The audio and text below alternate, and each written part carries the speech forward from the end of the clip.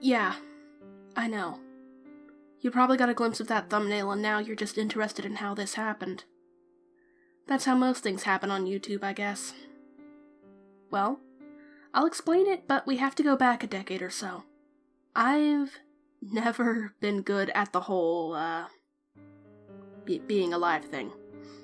I mean to say that I'm bad at making friends, and I'm bad at a lot of basic things. My mom didn't teach me any important shit, and my dad wasn't around much because of work. Essentially, I was usually the friend that no one liked. I rarely got invited to birthday parties, and if I found out about any group plans, they'd somehow end up getting cancelled.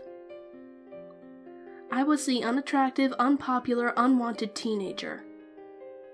You add depression to autism and just being bad at basic things, and things get beyond bad. I'm not telling a sob story, I'm giving you background as to how this happened. I was tired all the time. I was always bored, and writing fanfiction wasn't doing it for me anymore. I didn't have drive or reason. Grades were bullshit. My friends were always distant. My psychologist helped, but being alive was way harder than I ever thought it could be. I didn't sign up for this shit. Suicide was... let's be honest, it was a constant. I was 16 and had been depressed since I was maybe 7 or 8. If I wasn't thinking about ending it, I was thinking of how I was going to end it. Things like what my note would say, what I would have to face on the other side if I met God, and God happened to be a raging asshole. You know. It started with a trending video on YouTube. There was this boring-looking little video called Entry 16. I clicked the channel to understand what I could be getting into, and suddenly, I had a spark in me. I wanted answers to what the hell I was seeing. I subscribed to the little channel called Marble Hornets. And soon after, I lost my shit. Who was that guy in the mask? What is the operator after? What made Alex a target? Was Jay losing his mind? What the hell was that creepy-ass doll for?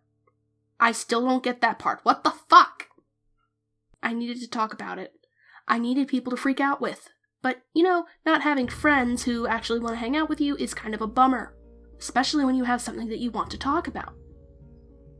Luckily for me, a quick search later, and boom, I had found forums packed with equally interested and confused people.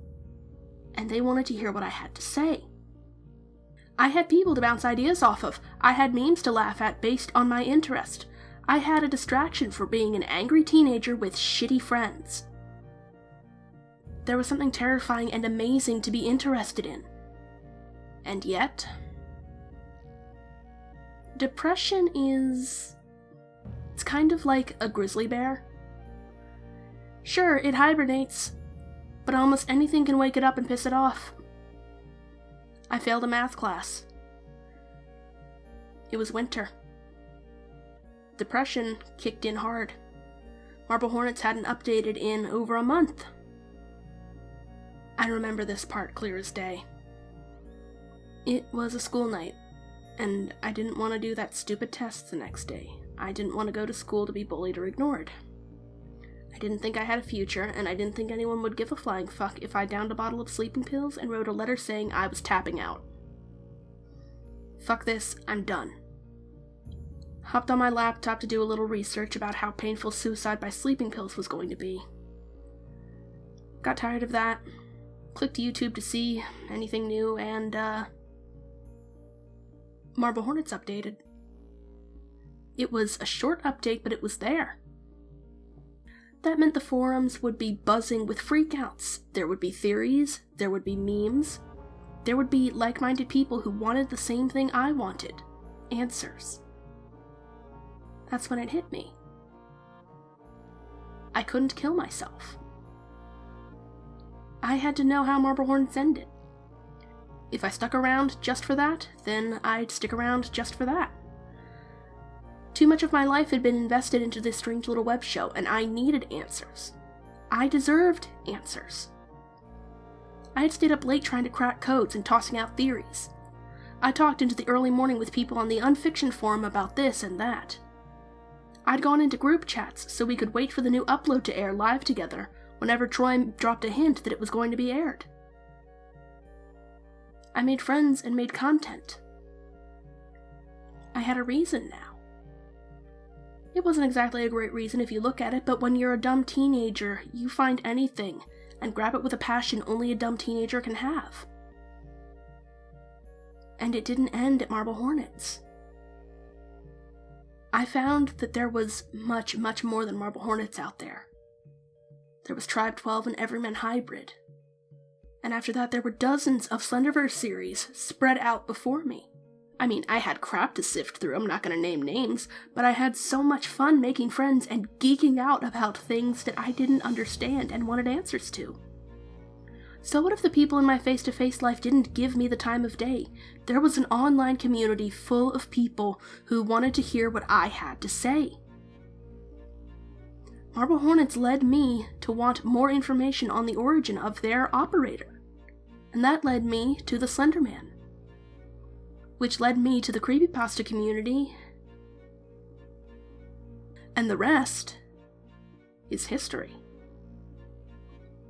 I mean, yeah, it's silly to think that a series like Marble Hornets could save lives, but it saved mine. I have a world of nightmares to explore and friends to explore it with, and I owe a lot of it to a couple of college kids with ideas and a camera.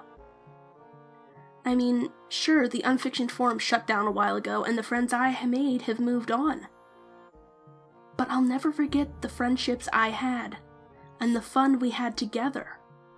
All thanks to an odd little web series. That said, never be afraid to put what you make out there. You never know who you might give a reason to stick around to. Also, on the off chance that any of the crew of Marble Hornets see this one day, well, thank you.